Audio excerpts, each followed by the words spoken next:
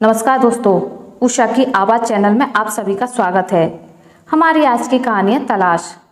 बात बचपन की है, जब मैं कक्षा तीसरी में पढ़ता था। हमारा स्कूल घर से 1 किलोमीटर की दूरी पर था। उस दिन पिताजी ने दफ्तर से छुट्टी ले रखी थी। पिताजी मुझे स्कूल छोड़ने चल दिए। रास्ते में फिर मुझे सीमेंट के बने हुए बड़े बड़े पाइप दिखाई दिए तो मैंने पापा से कहा, पापा जी मैं इन पाइपों के भीतर खेलना चाहता हूँ। माँ मुझे इन पाइपों से हमेशा दूर रखती है। पापा जी ने मुझे खेलने की इजाज़त देते हुए कहा, यह पाइप पानी की सप्लाई और गंदे पानी के निकास के लिए ज़मीन के भीतर दबा दिए जाते हैं। मैं उछल कूद करता हुआ आखिरी वाले पाइप के भीतर पहुंचा तो वहाँ एक पुरानी फटी सी चादर लपेटे एक लड़का एक किताब लिए बैठा था। मैंने उसे अजीब निगाहों से देखा तो उसने भी मुझे अजीब निगाहों से देखा। इतने में ही पापा जी भी मेरे पीछे पीछे आ गए। तब मैंने उस लड़के से पूछा, तुम कौन हो? यहाँ इन पाइपों के भीतर क्या कर रहे हो? तब उसने बताया, मेरा नाम राजू है, यह मेरा घर है। यह तो पाइप हैं, मैंने आश्चर्य से कहा।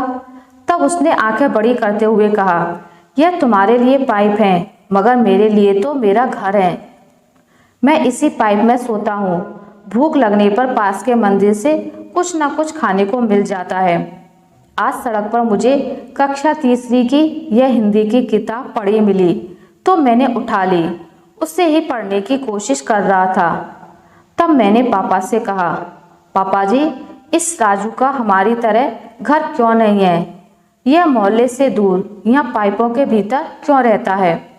और इसके माता पिता कहाँ हैं? इस बात का पापा के पास कोई उत्तर नहीं था। लेकिन पापा ने कहा, अभी तुम स्कूल के लिए लेट हो रहे हो। शाम को जब हम स्कूल से लौटेंगे तब राजू को अपने घर ले चलेंगे। पापा की बात सुनकर मैं बहुत खुश हुआ। पापा मुझे स्कूल छोड़कर पास की सैलून की दुकान में चले गए। शाम को जब मेरी छुट्टी हुई तो पापा सैलून की दुकान के बाहर ही खड़े थे। कटिंग, शेविंग और मसाज के बाद पापा एकदम युवा लड़के की तरह लग रहे थे। पापा मेरी उंगली पकड़कर घर की ओर चल पड़े। मैं बहुत खुश था। पापा को बताने लगा, आज अपने नए दोस्त को अपने घर ले जाऊंगा। मेरे पास कई जोड़ी कपड़े हैं जो अलमारी में बेकार पड़े हैं, सब राजू को दे दूंगा। खिलौनों का ढेर लगा हुआ है, वह भी राजू को खेलने के लिए दे दूंगा। और अपने स्कूल में राजू का नाम भी लिखवाऊंगा। घर में एक कमरा खाली रहता है, वह कमरा भी राजू को दे दूंगा।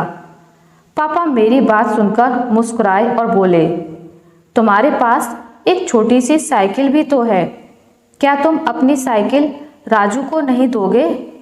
हाँ हाँ, साइकिल भी दे दूंगा। बातें करते करते हम उसी जगह पहुँचे जहाँ सुबह राजू से मुलाकात हुई थी। वहाँ बड़ी बड़ी क्रेन खड़ी थी, मगर एक भी पाइप नज़र नहीं आ रहा था।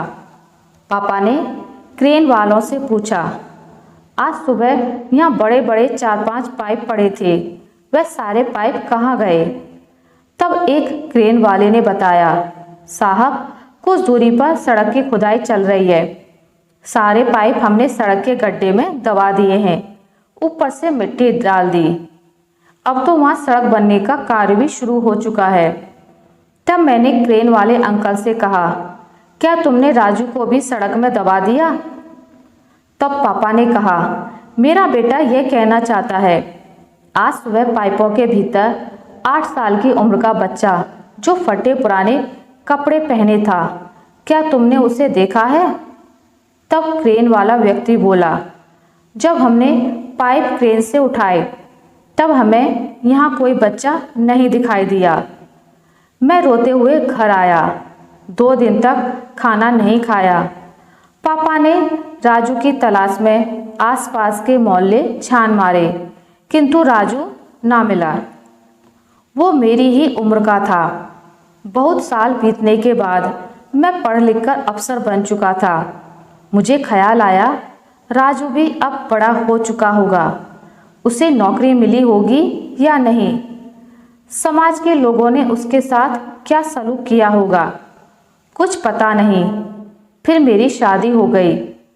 तब भी मुझे राजू का ख्याल आया, क्या राजू की भी शादी हुई होगी या नहीं। कुछ सालों बाद मेरे घर 2 बच्चे हो चुके थे।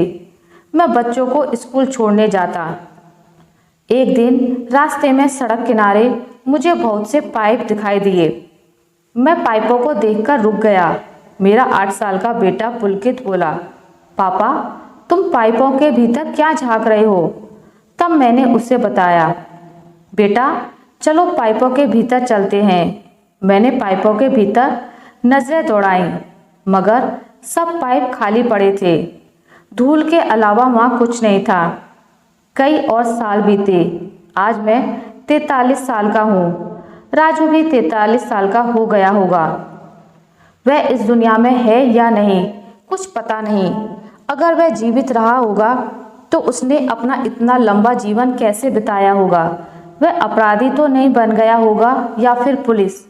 मगर वह पुलिस कैसे बन सकता है। वह तो स्कूल नहीं जाता था। उसने अपना जीवन बिताने के लिए, अपना पेट भरने के लिए क्या क्या काम किया होगा। अगर वह मेरे साथ होता तो मेरी तरह अफसर होता। समाज में उसकी भी बीवी होती, 2 बच्चे होते, उसका भी परिवार होता। अक्सर मैं खाली समय में बैठे बैठे राजू के बारे में ही सोचता रहता। उस दिन अचानक मेरी सोच भंग हुई। पत्नी का कॉल आया, सुनो जी मैं बाजार में हूँ। जो अपनी सफ़ेद वाली गाड़ी है उसके 300 रुपये और काली वाली कार के 400 रुपये, कुल मिलाकर 700 रुपये हो चुके हैं। वह कार साफ करने वाला गेट पर खड़ा होगा। आज उसका महीना पूरा हो गया है। उसे 700 रुपये दे देना। मुझे बाजार से आने में समय लगेगा। तब मैंने अपनी पत्नी से कहा, उसका नाम क्या है। तब बीबी बोली, नाम मुझे क्या पता। 10 सालों से हमारी कार की सफाई कर रहा है। सुबह 5 बजे आता है और चला जाता है। नाम पूछने की जरूरत ही नहीं पड़ी। मैं गेट पर पहुंचा तो एक बूढ़ा आदमी पुराने कपड़े पहने हाथ में कपड़ा लिए खड़ा था। बगल में उसके बाल्टी पानी से भरी थी। मैंने पास जाकर पूछा, तुम इतने सालों से हमारे यहाँ कार साफ कर रहे हो, तुमने यहाँ के लोगों को अपना नाम नहीं बताया। तब उसने कहा, साहब किसी ने मेरा नाम पूछा ही नहीं। मोहल्ले के लोग यही कहते हैं, कार साफ करने वाला आ गया। ठीक है, हमसे गलती हुई है, अब तो अपना नाम बता दो। साहब मेरा नाम राजू है। राजू नाम सुनकर मैं एकदम चौंक गया। सच बताओ। जी साहब मैं सच कह रहा हूँ, मैं आपसे झूठ क्यों बोलूँगा। मैंने जेब से 500 के 2 नोट निकालते हुए कहा, यह 1000 रुपये रख लो। तब राजू ने कहा, साहब 2 गाड़ियों के 700 रुपये बनते हैं, मैं 1000 रुपये आपसे कैसे ले सकता हूँ।